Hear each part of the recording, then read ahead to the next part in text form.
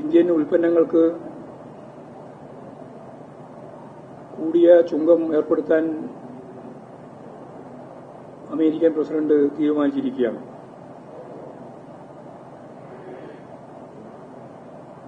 ഈ നിലപാടിനെതിരായി ഒരു സമീപനം സ്വീകരിക്കാൻ കേന്ദ്ര ഗവൺമെന്റിന് അമേരിക്കയ്ക്ക് കീഴടങ്ങിയ നിലപാടിന്റെ ഭാഗമായിട്ട് സാധിക്കുന്നില്ല. എന്ന് പറഞ്ഞ നാടിന്റെ താൽപര്യം സംരക്ഷിക്കുന്നതിന് വേണ്ടി ഇന്ത്യൻ പ്രധാനമന്ത്രിക്കോ ഇന്ത്യൻ ഭരണ സംവിധാനത്തിനോ അമേരിക്കയ്ക്ക് മുമ്പിൽ പറയാൻ ധൈര്യമില്ല എന്നുള്ളതാണ് നമ്മുടെ മുമ്പിലുള്ള ചിത്രം. ഇത് കേരളത്തെ വലിയ രീതിയിൽ ബാധിക്കാൻ പോവുകയാണ്. കേരളത്തിൽ നിന്ന് 1000 കോടി രൂപയുടെ സമുദ്രോൽപ്പന്നങ്ങൾ വർഷം തോറും അമേരിക്കയിൽ എത്തുന്നുണ്ട്. ഇതിൽ പലതിനും യഥാർത്ഥത്തിൽ തീരുവയില്ല.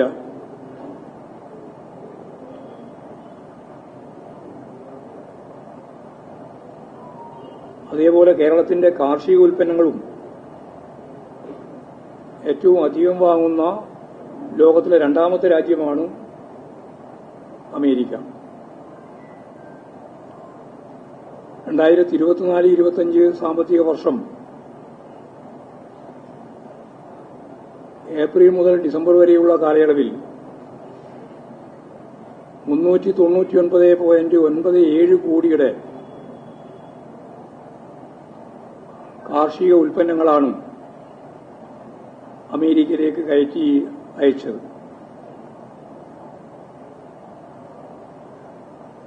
ഇതിന് അമേരിക്ക ചുമത്തുന്ന ശരാശരി ഇറക്കുമതി ചുങ്കം 5.5%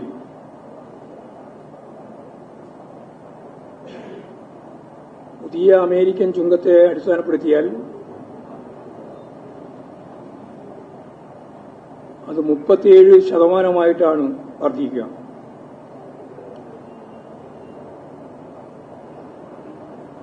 അതിന്റെ അർത്ഥം അമേരിക്കയിലേക്കുള്ള കയറ്റുമതി ഗണ്യമായി കുറയാനിടയാവുന്നു എന്നുള്ളതാണ് ഗൌരവമുള്ള കേരളത്തെ ബാധിക്കുന്ന പ്രശ്നം. ചെമ്മീൻ, കശുവണ്ടി, പച്ചക്കറി, പഴം, അരി തുടങ്ങിയവയിലെ ഏതാണ്ട് 500 കോടി രൂപയുടെ കയറ്റുമതി പ്രതിവർഷം നഷ്ടമാവുന്ന തരത്തിലേക്കാണ് കാര്യങ്ങൾ നീങ്ങുന്നത്. ഇന്ത്യൻ കയറ്റുമതിയുടെ 20% അമേരിക്കയിലേക്കാണ് എത്തുന്നത്.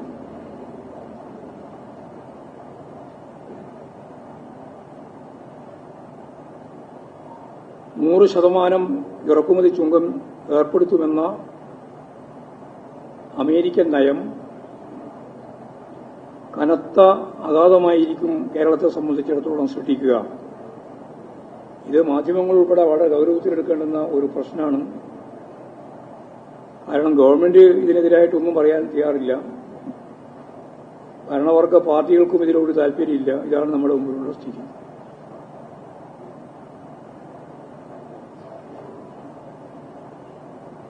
എണ്ണയുമായിട്ട് ബന്ധപ്പെട്ട പ്രശ്നത്തിൽ വെനീസുലയിൽ നിന്ന് എണ്ണ വാങ്ങുന്നവർക്ക് 25%, റഷ്യയിൽ നിന്ന് വാങ്ങുന്നവർക്ക് 25%,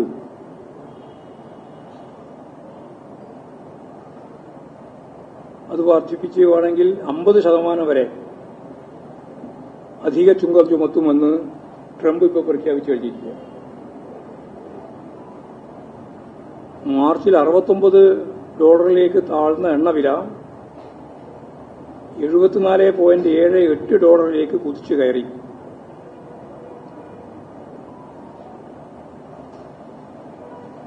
നമുക്കാവശ്യമുള്ള എണ്ണയുടെ 80% ഇറക്കുമതി ചെയ്യുന്നതാണ്. ഇത് ഇന്ത്യക്ക് കനത്ത ആഘാതമേൽപ്പിക്കുമെന്ന കാര്യത്തിലും സംശയമില്ല.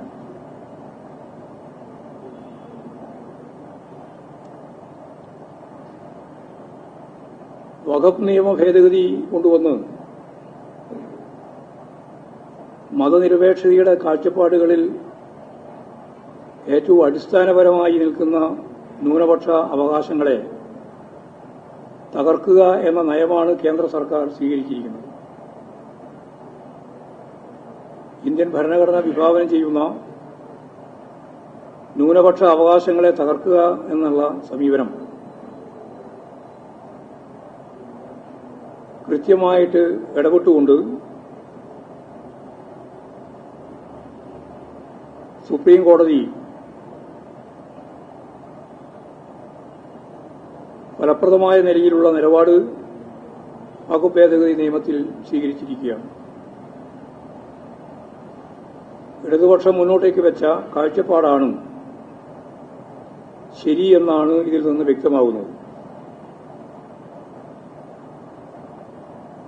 ആരെതിർത്താലും ഈ ബില്ല് ഞങ്ങൾ നിയമമാക്കുമെന്നാണ് ആഭ്യന്തരമന്ത്രി അമിത്ഷാ എല്ലാവരോടുമായിട്ട് നടത്തിയ വെല്ലുവിളി. അതിനു നേരെയുള്ള അതിശക്തിയായ തിരിച്ചടിയാണ് സുപ്രീം കോടതിയുടെ ഇടപെടലിലൂടെ ഉണ്ടായത്. ന്യൂനപക്ഷങ്ങളുടെ അവകാശങ്ങളെ കവർന്നെടുത്ത്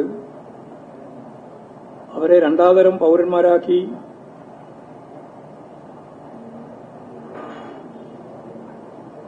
വർഗീയ ശക്തികൾ ആസൂത്രിതമായിട്ട്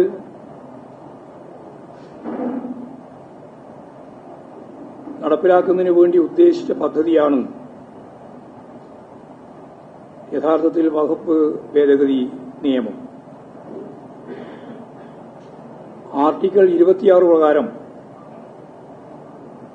ഇന്ത്യയിലെ ഓരോ മതവിഭാഗത്തിനും ദാനത്തിലൂടെ ലഭിക്കുന്നതുൾപ്പെടെയുള്ള സ്വത്തുക്കൾ ആ രീതിയിൽ സ്വരൂപിക്കാനും സമുദായ സ്വത്തുക്കളുടെ മേൽനോട്ടം, നിയന്ത്രണം തുടങ്ങിയവ മൌലികാവകാശത്തിന്റെ ഭാഗമായിട്ടാണ് ഭരണഘടന ആർട്ടിക്കിൾ 26 പ്രകാരം കൈകാര്യം ചെയ്യേണ്ടത്.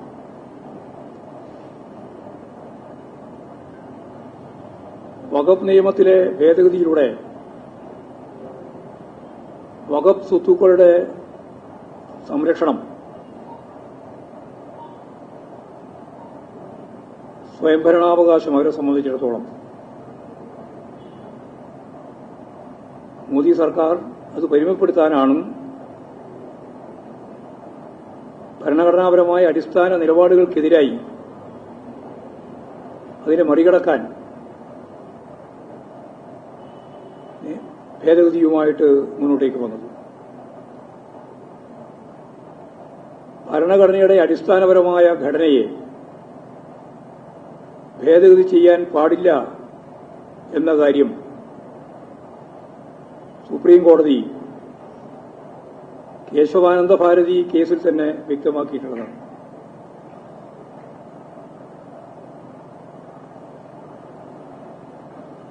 ഇതിലൂടെയാണ് മതനിരപേക്ഷത എന്ന ഏറ്റവും ശ്രദ്ധേയമായ അടിസ്ഥാനപരമായ സമീപനം അംഗീകരിക്കപ്പെടുന്നത്.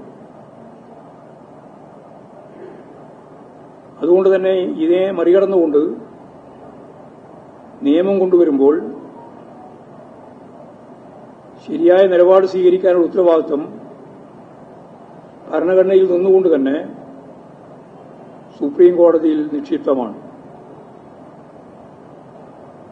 ആ ഭരണഘടനാപരമായ ഉത്തരവാദിത്വമാണ് സുപ്രീം കോടതി നിർവഹിച്ചിട്ടുള്ളത്. അതുകൊണ്ട് തന്നെ സുപ്രീം കോടതി എടുത്ത നിലപാട്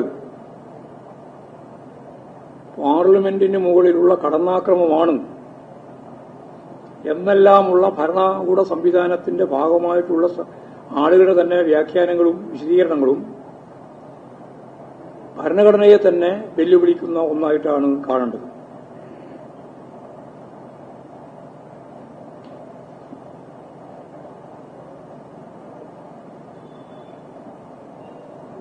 കോടതിയുടെ ഇത്തരത്തിലുള്ള നിലപാടുകൾ തടയുക എന്ന ലക്ഷ്യത്തോടു കൂടിയാണ് കേന്ദ്ര സർക്കാർ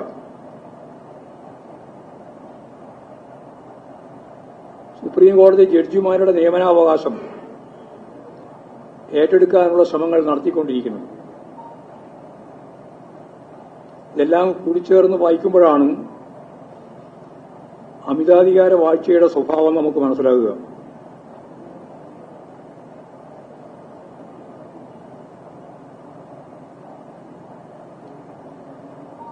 BJP സർക്കാർ കൊണ്ടുവന്ന ഇത്തരം നിയമങ്ങൾക്കെതിരെ ശക്തമത്തായ നിലപാടാണ് ഇടതുപക്ഷം എല്ലാ കാലത്തും സ്വീകരിച്ചിട്ടുള്ളത്. ജമ്മു ആൻഡ് കാശ്മീരിന്റെ കാര്യത്തിലും വിവാഹമോചന നിയമം ക്രിമിനൽ കുറ്റമാക്കി മാറ്റുന്നതിനുള്ള പരിശ്രമങ്ങൾക്കുമെല്ലാം എതിരായ ശരിയായ നിലപാട് CPIM ഉൾപ്പെടെയുള്ള ഇടതുപക്ഷ പ്രസ്ഥാനങ്ങൾ സ്വീകരിച്ചിട്ടുണ്ട്.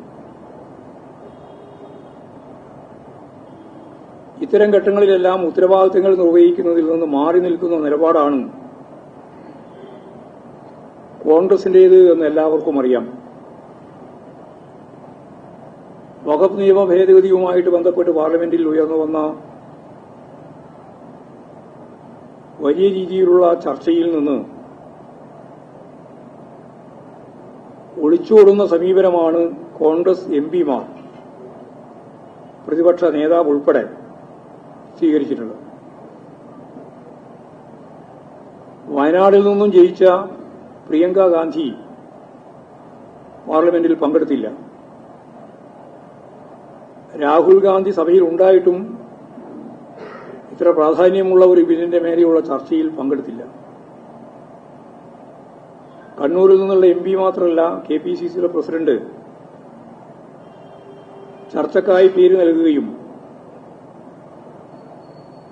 K. രാധാകൃഷ്ണൻ സംസാരിക്കുന്നതിന് മുമ്പ് 3 പ്രാവശ്യം K. സുധാകരന്റെ പേര് ആവർത്തിച്ച് വിളിച്ചിട്ടും സുധാകരൻ സംസാരിക്കില്ല. പാർട്ടി കോൺഗ്രസ് നടക്കുന്ന സമയമായിരുന്നിട്ടും പാർട്ടിയിൽ കോൺഗ്രസിൽ പങ്കെടുക്കേണ്ടുന്ന പ്രതിനിധികളായ സഖാക്കളെ വളരെ ശ്രദ്ധേയമായ ഒരു നിയമനിർമ്മാണവുമായിട്ട് ബന്ധപ്പെട്ട ബില്ലാണ് എന്നുള്ളതുകൊണ്ട് പാർലമെന്റ് സമ്മേളനത്തിൽ പങ്കെടുക്കാനാണ് പാർട്ടി നിയോഗിച്ചത്. പാർട്ടി നിലപാട് ശക്തിയായിട്ട് ഉയർത്തിപ്പിടിക്കുകയും ചെയ്തു. ഇവിടെ കേരളത്തിൽ ഈ ബില്ലുമായിട്ട് ബന്ധപ്പെട്ടുകൊണ്ടാണ് മുനമ്പം പ്രശ്നം സജീവമായി ചർച്ച ചെയ്തത്. BJP നിയമനിർമ്മാണം നടത്തിയ ഉടനെ ഞങ്ങൾ ക്രിസ്ത്യാനികൾക്കൊപ്പമാണ് നിലകൊള്ളുന്നത് എന്നുള്ള നല്ല രീതിയിലുള്ള പ്രചാരവേദിയും അതിനെ തുടർന്ന് അവിടെ മുനമ്പത്തേക്ക് BJP നേതാക്കന്മാരുടെ പ്രവാഹവും അതോടൊപ്പം ചേർന്നുകൊണ്ട് ചില ക്രിസ്തീയ വിഭാഗത്തിന്റെ പിന്തുണയും ഒക്കെ വളരെ ചുരുക്കം മണിക്കൂറുകളിൽ ഉണ്ടായി. പക്ഷേ ഓർഗനൈസറുടെ ലേഖനം പുറത്തു വന്നതോടുകൂടി ക്രിസ്തീയ ജനവിഭാഗങ്ങൾക്കൊരു കാര്യം മനസ്സിലായി. മാത്രമല്ല, ഉത്തരേന്ത്യയുടെ വിവിധ മേഖലകളിൽ ക്രിസ്ത്യാനികൾക്ക് നേരെ തുടർച്ചയായി നടന്നുകൊണ്ടിരിക്കുന്ന കടന്നാക്രമണം കൂടിയായപ്പോൾ ഉരുത്തോല പ്രദക്ഷിണം പോലും ഡൽഹിയിൽ നടത്താൻ അനുവദിക്കാത്ത സാഹചര്യം കൂടി വന്നപ്പോൾ ഓർഗനൈസർ പറഞ്ഞ ലേഖനത്തിൽ ഉന്നയിച്ച വസ്തുത അവർക്ക് കൃത്യമായിട്ട് മിക്കവാറും ആളുകൾക്ക് മനസ്സിലായിട്ടുണ്ട്.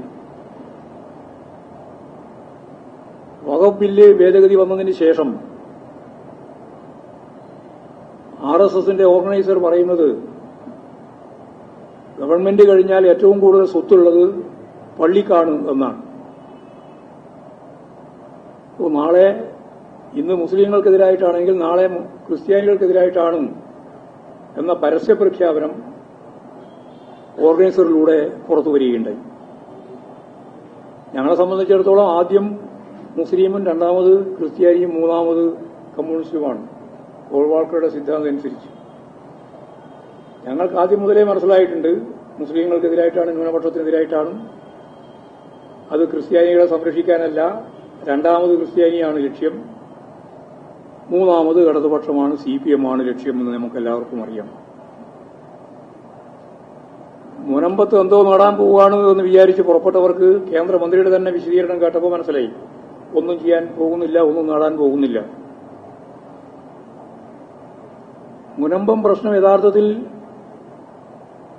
മുസ്ലിമും ക്രിസ്ത്യാനിയും എന്ന രീതിയിൽ പരിഹരിക്കേണ്ടുന്ന ഒന്നല്ല. അവിടെ എത്രയോ കാലമായിട്ട് താമസിച്ചുകൊണ്ടിരിക്കുന്നവരുടെ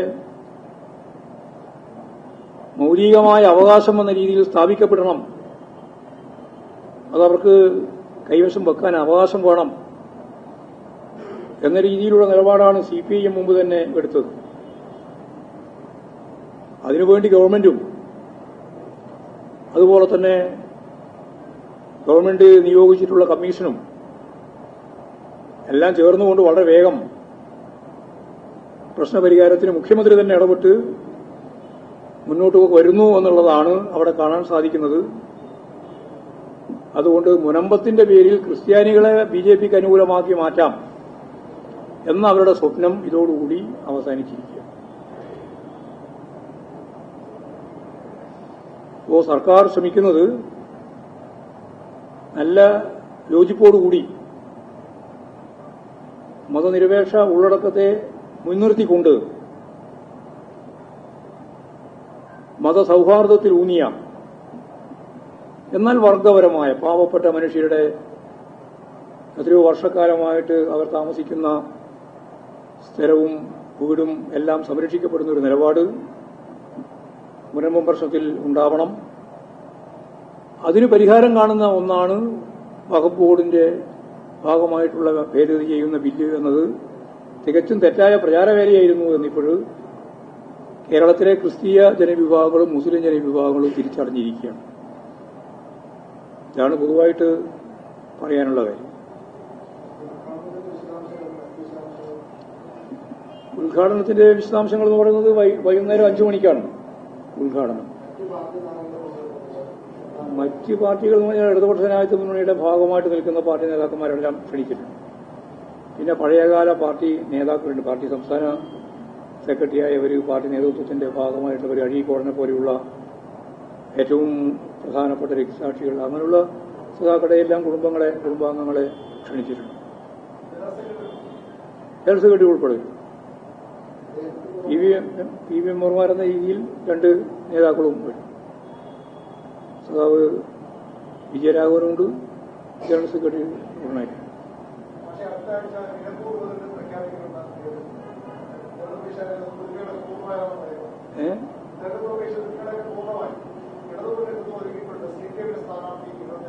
അല്ല, ഞങ്ങളുടെ സംഘടനാ പ്രവർത്തനങ്ങളെല്ലാം വളരെ വ്യക്തതയോടുകൂടി പൂർത്തീകരിച്ചിട്ടുണ്ട്. സംഘടനാ പ്രവർത്തനം നല്ല നിലയിൽ പൂർത്തീകരിച്ചിട്ടുണ്ട്.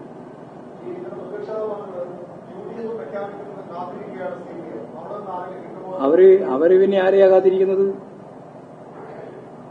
അല്ല, ഞാൻ പറഞ്ഞത് UDF ആരെ കാത്തിരിക്കുകയാണ്? പിന്നെ ഞങ്ങൾ ഇലക്ഷൻ പ്രഖ്യാപനം കാത്തിരിക്കുകയാണ്. അതിലെന്തോ നിങ്ങൾക്ക് വലിയ സംശയം? എവിടെ നിന്ന് ആരെ കിട്ടുന്നതാണ്? UDF എന്നോ കോൺഗ്രസ് എന്നോ? അപ്പൊ അവർക്ക് ആശങ്ക കിട്ടുന്നല്ലേ ഇതിന്റെ അർത്ഥം? ഇതിന്റെ പച്ച മലയാളമല്ലേ? ഇങ്ങനെ ഒരു ചോദ്യം ചോദിച്ചതിന്റെ അർത്ഥം ഞങ്ങളിൽ എന്തോ വലിയ ഭിന്നിപ്പുണ്ടാകാൻ പോകുന്നുണ്ട്. ആ ഭിന്നിപ്പിനെ മുതലെടുക്കാൻ CPIM ഇടതുപക്ഷ ജനാധിപത്യത്തിനുള്ളിൽ കാത്തിരിക്കുകയാണ് എന്നല്ലേ പറഞ്ഞതിന്റെ മലയാളം? ഞങ്ങളങ്ങനെ ആരെയും കാത്തിരിക്കേണ്ട കാര്യമില്ല. രാഷ്ട്രീയ സാഹചര്യങ്ങളെ കൃത്യമായിട്ട് ഉപയോഗപ്പെടുത്തി പാർട്ടി മുന്നോട്ടേക്ക് പോകും. ഇടതുപക്ഷ ജനാധിപത്യ മുന്നണിയും അതിന്റെ ഭാഗമായിട്ട് മുന്നോട്ടേക്ക് പോകും. ഞങ്ങൾക്ക് കാനഡയിൽ ഒരു ക്ഷാമമില്ല. ആയിരിക്കും അവിടെ കാനഡയിൽ ക്ഷാമം? CPIMന്റെ എത്ര ജനകീയ അംഗീകാരം നേടിയിട്ടുള്ള നേതാക്കന്മാർ അവിടെ തന്നെയുണ്ട്, നിലമ്പൂർ ഉൾപ്പെടെ, മലപ്പുറത്ത്. അതൊന്നും ഞങ്ങളെ സംബന്ധിച്ച് പ്രശ്നമുള്ള കാര്യമല്ല. അതിപ്പോ തീരുമാനിക്കാൻ പറ്റില്ല. അതൊക്കെ ആലോചിച്ച് തീരുമാനിക്കേണ്ടതാണ്. അനിവാര്യമായിട്ടും ജയിക്കണം എന്നുള്ള നമ്മുടെ അഭിപ്രായം. അതാണ് ജയിക്കും. നിലമ്പൂര് അടുത്ത തെരഞ്ഞെടുപ്പില് തെരഞ്ഞെടുപ്പ് നിലനിർത്തും. ഞങ്ങളുടെ സീറ്റ് സ്വതന്ത്ര സീറ്റാണുള്ളത്. അത് ഞങ്ങൾ നിലനിർത്തുന്നത്.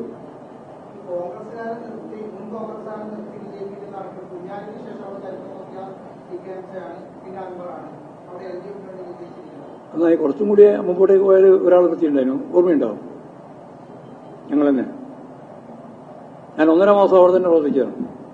ഒരു ഉപതെരഞ്ഞെടുപ്പിൽ അറിയോ ആരാന്ന്? നിലമ്പൂർ മത്സരിച്ച സ്ഥാനാർത്ഥി ഹ്രസ്വമാണ് ചരിത്രബോധം.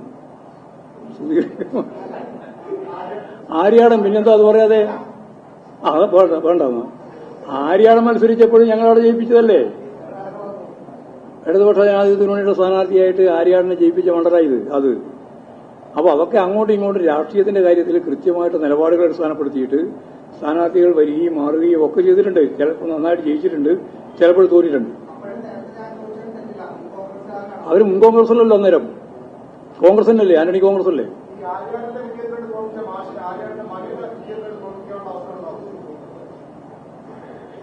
നായനാർ പറയുന്ന പോലെ കുന്നാംകുളം എന്നാണ് അതിന്റെ പേര്. നമ്മൾ കൃത്യമായിട്ട് ഇടതുപക്ഷ ജനാധിപത്യ മുന്നണി അവിടെ നല്ല രീതിയിലുള്ള തെരഞ്ഞെടുപ്പ് ഒരുക്കങ്ങൾ പൂർത്തിയാക്കിയിട്ടുണ്ട്.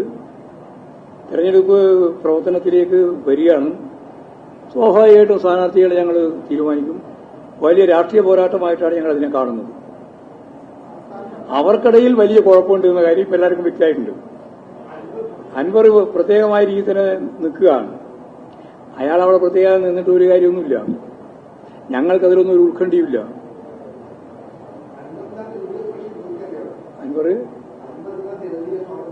അൻവർ ഇല്ലാതെ UDF ആണ്.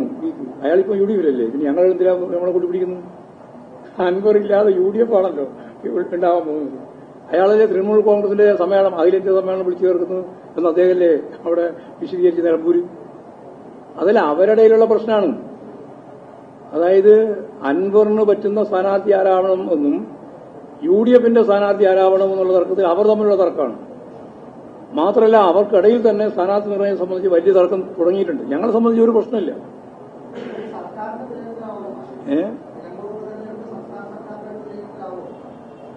സംസ്ഥാന സർക്കാരിന്റെ വിലയിരുത്തൽ എല്ലാം നിങ്ങൾ എപ്പോൾ ചോദിച്ചുകൊണ്ടിരിക്കുന്നത് വിലയിരുത്തലാവുമോ എന്ന്. എത്ര പ്രാവശ്യമായി വിലയിരുത്തുന്നു? എന്തൊന്നും ഞാൻ പറയുന്നില്ല. ഇപ്പോൾ സർക്കാരിന്റെ വിലയിരുത്തലാവേണ്ട എന്ത് കാര്യമാണ്? ഇനി ആ ഒറ്റ കൊല്ലേ ഉള്ളൂ. ഇനി അതിനെ വിലയിരുത്തിയിട്ട് വേറെ എന്തെങ്കിലും കാര്യം നിർവഹിക്കാനൊന്നുമില്ല. അതുകൊണ്ട് അതൊക്കെ വെറുതെ ചോദിക്കുന്ന ഒരു ചോദ്യമാണ്. അവിടെ ഉപതെരഞ്ഞെടുപ്പ് നടക്കാൻ പോകുന്ന ഒരു സ്വതന്ത്രനാണ് മത്സരിച്ച് ജയിച്ചിരുന്നത്. ഞങ്ങൾ പിന്തുണയുണ്ടായിരുന്നു. ആ സ്വതന്ത്രം കാലുമാറി. ആ കാലുമാറിയ സ്വതന്ത്രൻ ഉൾപ്പെടെ ചേർന്ന് UDFകാരാണ് ഇപ്പോൾ അവിടെ സ്ഥാനാർത്ഥി നിർത്താൻ പോകുന്നത്. അതിൽ അവർക്കിടയിൽ വലിയ കുഴപ്പമുണ്ട്, വലിയ സംഘർഷമുണ്ട്. ആ സംഘർഷം എങ്ങനെയൊക്കെയാണ് രാഷ്ട്രീയമായും അതുപോലെ വോട്ടായിട്ടും ഒക്കെ മാറാൻ പോകുന്നത് എന്നൊക്കെ ചരിത്രത്തിന്റെ ഭാഗമായിട്ട് പറയാൻ പറ്റുന്നതല്ല. വർത്തമാന കാലഘട്ടത്തിൽ നിന്നുകൊണ്ട് മുമ്പോട്ടേക്ക് പോകുമ്പോൾ നമുക്ക് അനുഭവിക്കാം.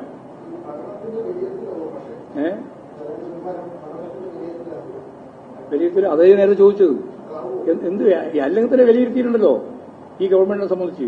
3ാം ടേമിലേക്ക് പോവല്ലേ, പിന്നെന്തിനാ ഇതിനെപ്പറ്റി വിലയിരുത്തി നടക്കുന്നത്? കേരളം മുഴുവൻ വിലയിരുത്തി കഴിഞ്ഞു. ഇന്നത്തെ ഈ കേരള രാഷ്ട്രീയ പശ്ചാത്തലത്തിൽ 2ാം ടേം കഴിഞ്ഞ് 3ാം ടേമിലേക്കാണ് ഇടതുപക്ഷ ജനാധിപത്യ മുന്നണി ഗവൺമെന്റിന്റെ യാത്ര. അതിന് അവിടെ മാത്രം നോക്കിയിട്ടൊന്നും വിലയിരുത്തേണ്ട കാര്യമില്ല.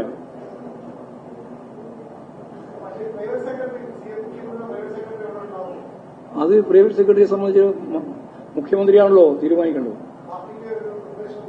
പാർട്ടിക്ക് നിർദ്ദേശമൊന്നും അല്ല, അതൊക്കെ മുഖ്യമന്ത്രിയിൽ നിന്ന് കേൾക്കേണ്ടതാണ്. നിങ്ങൾ മുഖ്യമന്ത്രിയുടെ പ്രൈവറ്റ് സെക്രട്ടറിയാണ്. അതെ, അതൊക്കെ ശരിയാണ്. ശരി.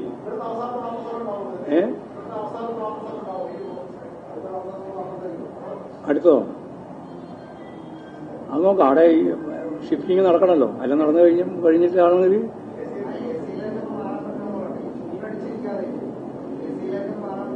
നോക്കാം നമുക്ക്. ശരി. ആരെ?